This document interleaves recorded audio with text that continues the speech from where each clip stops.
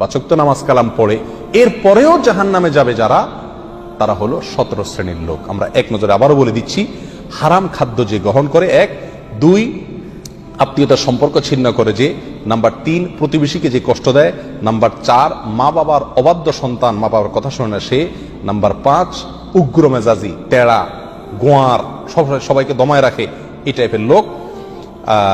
Number 6 অধীনস্থদেরকে, প্রজাদেরকে, যে সমস্ত শাসকেরা, যে সমস্ত রাজারা, যে সমস্ত রাষ্ট্রপ্রধানেরা, সরকার প্রধানেরা বা যে যে লেভেলে আছে সে তার প্রজাদেরকে ধোঁকা দেয় যে তারা। নাম্বার 7 অন্যের সম্পদকে অন্যায়ভাবে আত্মসাৎকারী ব্যক্তি। নাম্বার 8 উপকার করে কারোর খোঁটা দেয় যে ব্যক্তি, সে জান্নাতে যাবে না। নাম্বার 9 চগলখোর ব্যক্তি জান্নাতে যাবে না, মানুষের পিছনে কথা লাগায় বেড়ায় একজনের আরেকজনের কাছে। নাম্বার 10 অন্যকে নিজের পিতা হিসাবে, নিজের বাবাকে না বলে, পরিচয় না দিয়ে অন্যকে নিজের বাবা হিসাবে, পিতা হিসাবে পরিচয় দেয় যে ব্যক্তি, সে। নাম্বার 11 গর্ব এবং অহংকার করে যে ব্যক্তি, যার মনের ভিতরে অহংকার আছে, সেই জান্নাতে প্রবেশ করবে না। নাম্বার 12 রাসূলুল্লাহ সাল্লাল্লাহু আলাইহি সাল্লামকে যে ব্যক্তি ফলো করে না, তার নির্দেশকে মান্য করে না, সেই ব্যক্তি। নাম্বার 13 অকারণে তালাক কামনা করে, তালাক চায় যে মহিলা, সেই মহিলা। নাম্বার 14 দুনিয়াবী উদ্দেশ্যে যারা এলেম শিখে, কোরআন হাদিস শিখে, এলেম অর্জন করে, আলেম হয় দুনিয়াবী উদ্দেশ্যে, দুনিয়ার কোনো ধান্দায়, আল্লাহকে খুশি করা ছাড়া অন্য কোনো ধান্দায়, তারা।